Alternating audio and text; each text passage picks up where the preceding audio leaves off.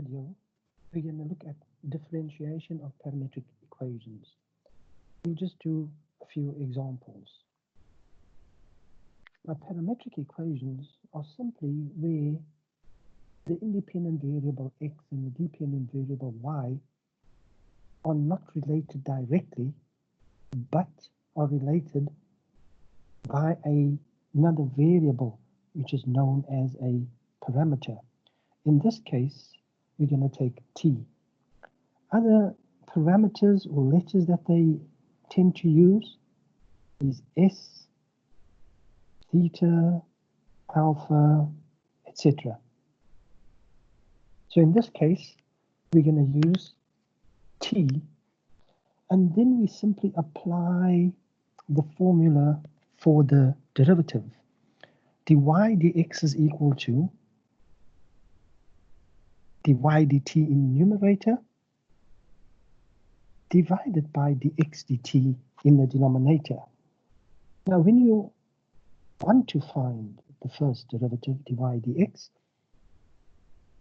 work out these two separately. The second derivative is given by d2y dx squared is equal to, now look very carefully at the numerator, it's the derivative with respect to the variable t, d by dt, of the first derivative. So that is the first derivative divided by dx dt. Okay, without any further ado, let's continue immediately with example 1.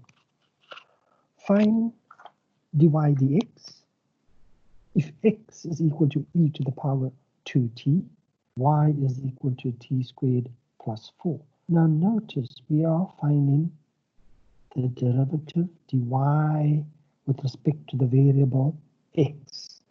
And it's extremely easy to find and identify parametric equations. X is written in terms of the parameter and y is written in terms of the parameter. So in order to find dy dx, we're going to use the formula for the first derivative, which is dy dx is equal to dy dt divided by dx dt. And what I tend to do very easily, I write these next to each other, the two parametric equations. X is equal to e to the 2t, y is equal to t squared plus 4, and then find the derivative below that immediately, dx dt. Now, this is why differentiation is so important. Identification of the chain rule, the standard derivatives, the product rule, the sum and difference, simplification using logs. You need to revise all your differentiation rules. In this case, I'm going to use a chain rule, first on e, then on 2t. So the derivative of e to the 2t is e to the 2t. The derivative of 2t is 2. So dx dt is 2 e to the power 2t. Let's go on to y. dy with respect to t, dy dt.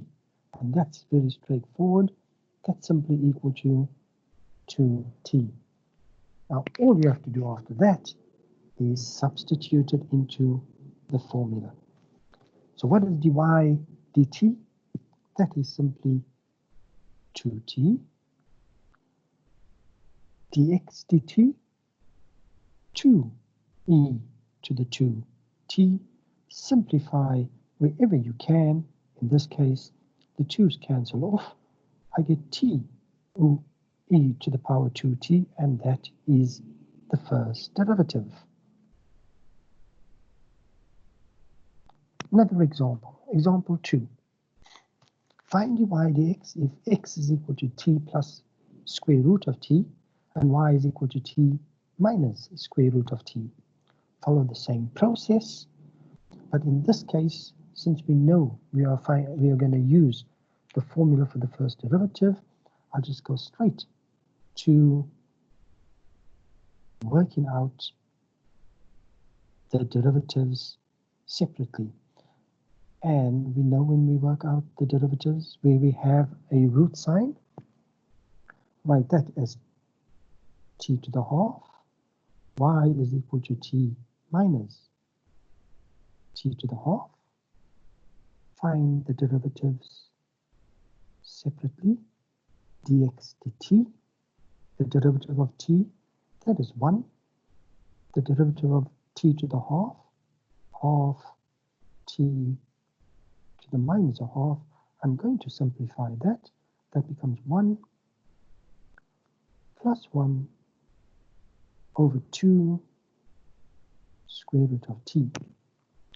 Likewise, for the derivative of y with respect to t, dy dt, 1 minus a half t to the minus half. That becomes 1 minus 1 over 2 square root of t. Right, the derivatives of both dx dt and dy dt are pretty simple up to the stage. Remember, you may be applying the product rule, the quotient rule, to the individual derivatives with respect to the parameter. But what do we want to calculate? We want to find dy dx. What is the formula for dy dx? Dy dt. Divide that by dx dt. Substitute into the formula. We know what dy dt is. 1 minus 1 over 2 root of t. What is dx dt? 1 plus 1 over 2 square root of t. Now this is where you as a student and your mathematical background, your algebraic background comes into effect. In other words, it's going to be simplification where you really have to concentrate on. The derivatives may be quite easy in some cases, but simplification becomes important after this. Now, in this case, we get fractions over fractions. We can do this the long way by writing the numerator divided by the denominator and then invert. Or in this case, we can multiply both numerator and denominator by the combined LCD, which is 2 square root of t, and the new denominator by 2 square root of t, because we in effect multiplying by 1. So placing these in brackets and distributing 2 root t both in the numerator and denominator. I've just indicated the numerator. I get 2 root of t times 1, which is 2 root t. Then 1 over 2 root t times 2 root t gives you minus 1. You do likewise in the denominator, and you obtain 2 root of t plus 1, and there is your derivative. Next example, example 3. X is equal to 2t squared plus 1. Y is equal to t squared cos t. We're going to follow the same process. We know what the formula is. We know what we have to do. Let's write out our equation for x. 2t squared plus 1. The equation for y. Y is equal to t squared cos of t. Derivative dx dt 4t. That's Plain, straightforward. What about y? T squared cos of t. Well, then if you look carefully, there's a function multiplied by another function. What do we have to do? Product rule.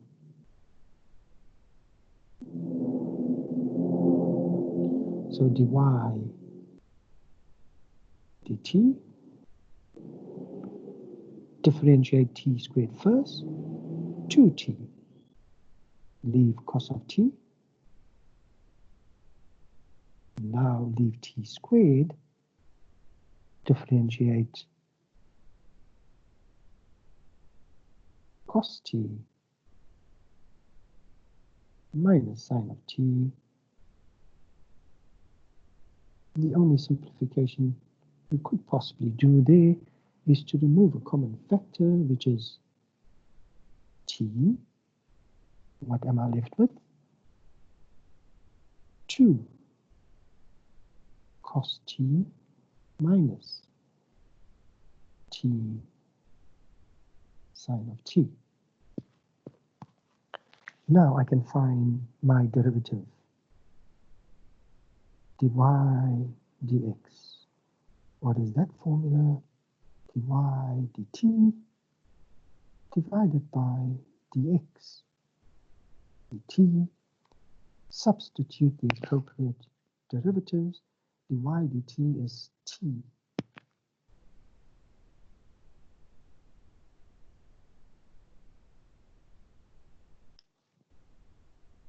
multiplied by 2 cos of t minus t sine of t. We'll divide that by, what's the derivative of dx dt? 4t. The t's will cancel off. My final answer, 2 cos t minus t sine of t. Divide that by 4.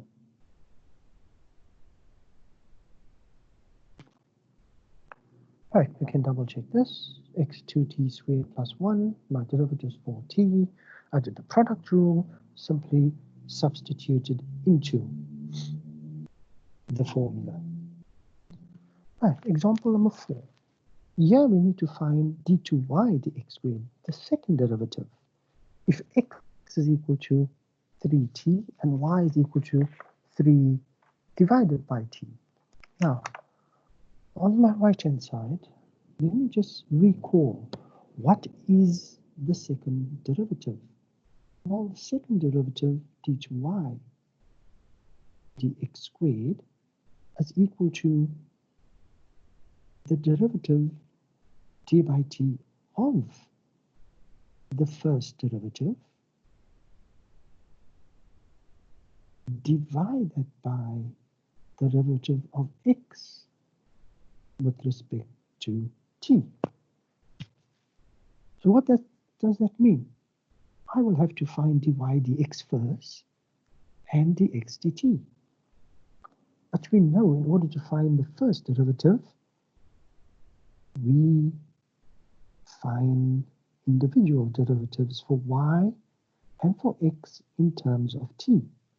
Writing y equal to 3 over t as 3t to the minus 1, I can find the first derivative, dx dt. That is straightforward.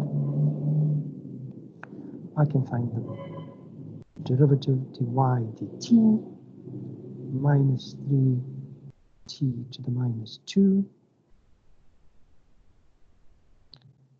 That gives me minus 3 divided by t squared. Therefore, the first derivative, which I have to calculate, dy dt, divide that by dx dt, that gives you minus 3 over t squared. Divide that by 3, and you can check simplification gives you minus 1 over t squared. Now that we have calculated that, I can simply use the formula. So using the formula here on the right hand side, d to y dx squared, substituting what I have calculated, what I have worked out. What is my first derivative, dy dx? And there's my first derivative here. So I have to find the derivative with respect to t of minus 1 over t squared. Get the answer and then divide that by dx dt. And have I worked out dx dt? Yes, here's it here. Dx dt is equal to 3. And now simply work out d by dt of minus 1 over t squared. We could possibly just have a look at it over here. D by dt of minus 1 over t squared. Well, that will be equal to d by dt. Let's write it in the correct format first before I use the power rule. That will be minus 2 times minus 1. That gives me 2t to the minus 3, which is 2 over t cubed. Substituting that into the formula, I get 2 over t cubed, divide by 3, giving me a final answer of 3 times t cubed. Therefore, d2y dx squared is equal to 2 divided by 3t cubed. So once again, it's differentiation that plays an important role. Recognizing your differentiation rules, when to apply it, how to apply it, getting that correct. Because after that, it's merely a substitution into the corresponding formulae for first and second derivatives. Now in the next example, we are going to apply differentiation. We want to find the equation of the normal line to the curve that has parametric equations x equal to t cos of 3 theta minus 4 cos 3 theta and y is equal to 3 tan of 6 theta at the point where theta is equal to pi divided by 2. Okay, let's just quickly recap. What do we mean by a normal line? Well, if we consider any particular function, not necessarily the parametric equations that we're dealing with here, but if we do have some sort of curve in the Cartesian plane, then at a particular point, I can draw a tangent line. That's my tangent at the point, let's say x1. And at that point, if I draw a perpendicular line to the tangent, that is known as the normal to the tangent.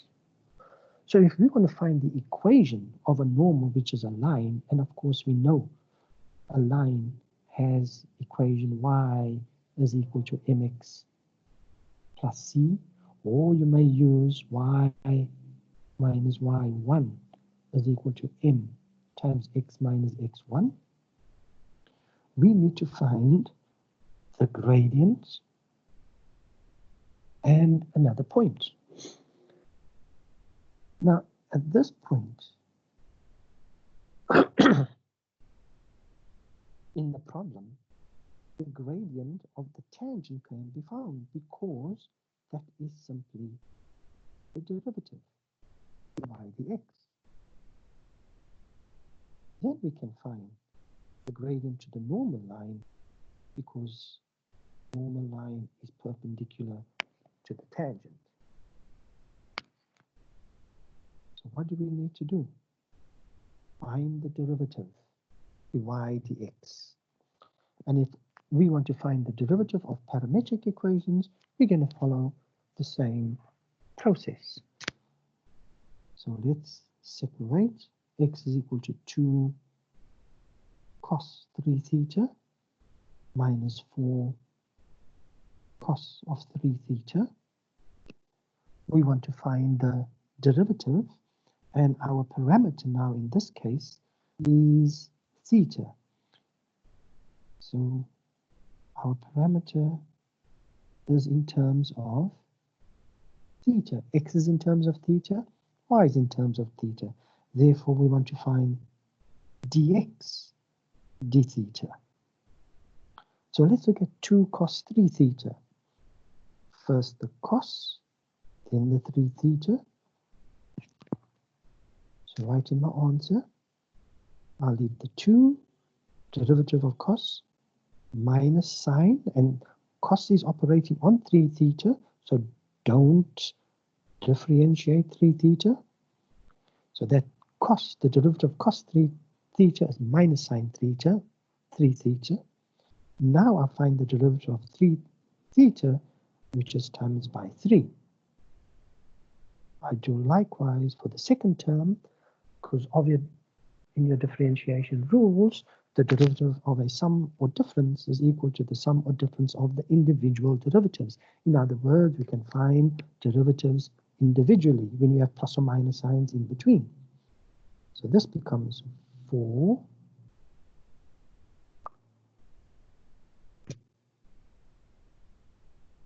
minus sine of 3 theta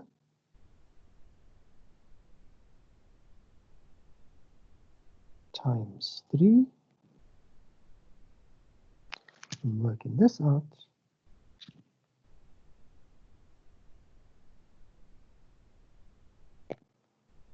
Let's simplify. I get minus 6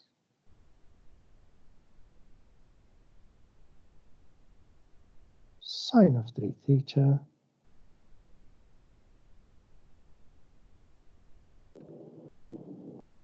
plus 12 sine of 3 theta.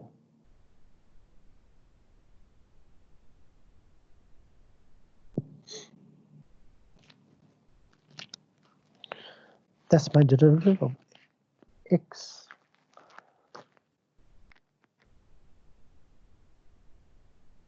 with respect to theta. Let's do y. I get y is equal to 3 tangent of 6 theta. That's straightforward. Dy d theta is equal to 3 secant squared of 6 theta multiplied by 6, and that just gives me 18 secant squared of 6 theta.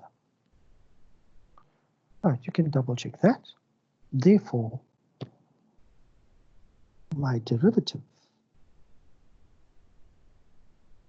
dy dx is equal to dy d theta divided by dx d theta.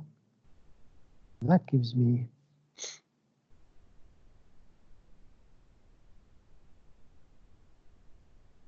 okay. I think at this stage, I'm just going to make a very quick correction. Instead of doing the sum all over again, please forgive me for this. I've only found out or noticed now that the original sum should be sine of 3 theta. So I'm just going to cross this out. It doesn't alter it significantly. However, just make these changes, please. So that becomes cos of 3 theta. That will be positive, and this will be a negative sign. Please make that change. Now, the rest of the problem has actually been worked with the original for sine 3 theta. Okay, just quick recap again.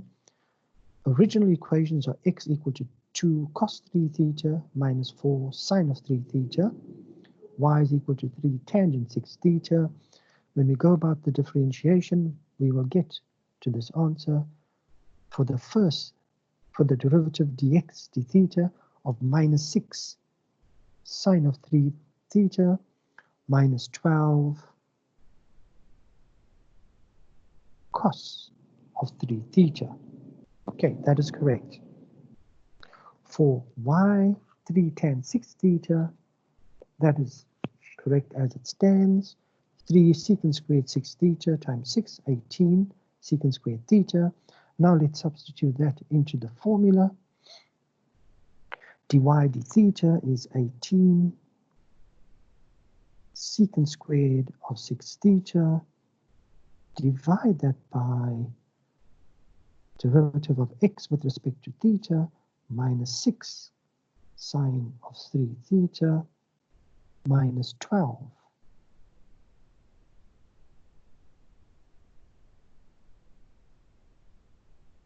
cos of 3 theta. Now we want to find the derivative, which is simply dy dx, but at the point where theta is equal to pi over 2. So all we're going to have to do is substitute into the formula that we have calculated. So that becomes 18 secant squared 6 times pi over 2. Divide that by minus 6 sine of 3 times pi over 2 minus 12 cos of 3 times pi over 2. Now you have your calculators. You can check that answer. Simplification of that, secant squared of 6 pi over 2 gives you minus 1. The sine of 3 pi over 2 gives you minus 1. The cos of 3 pi over 2 is 0.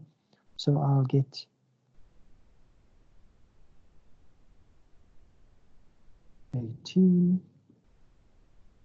divided by 6, and that will give me an answer of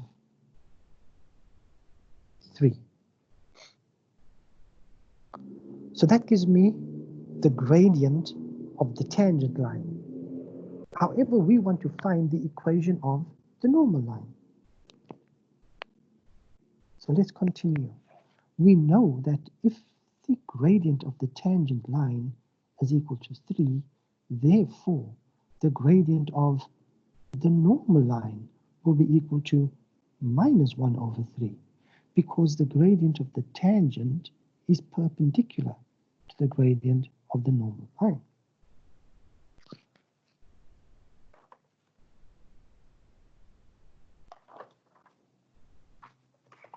Right, continuing with that, we now need an x and a y value in order to substitute into the equation of the line. But we do not have those. The only thing we have is t equal to pi over 2. How do we generate our x value? Well, we simply go directly to our original parametric equations. X was equal to 2 cos of 3 theta minus 4 sine of 3 theta. Substitute pi over 2, I'll get 3 pi over 2 minus 4 sine of 3 pi over 2. The cos of 3 pi over 2 is 0. The sine of 3 pi over 2 is minus 1. And there I get my x value of plus 4. Similarly, I do my y value. T pi over 2, y is equal to 3 tangent of 6 theta. Substitute 3 tangent of 6 times pi over 2, and working that out gives me an answer 3 times 0, which is equal to 0. Therefore, my ordered pair xy is equal to 4, 0. The gradient of the normal line is minus 1 over 3, and then substituting into the equation of the line, y minus y1 is equal to m times x minus x1. Y minus the y value 0 is equal to minus 1/3 times x minus 4. That gives me the equation of the normal line. Y is equal to negative 1/3 of x plus 4 over 3. There's application of parametric equations. Now, please just caution you again.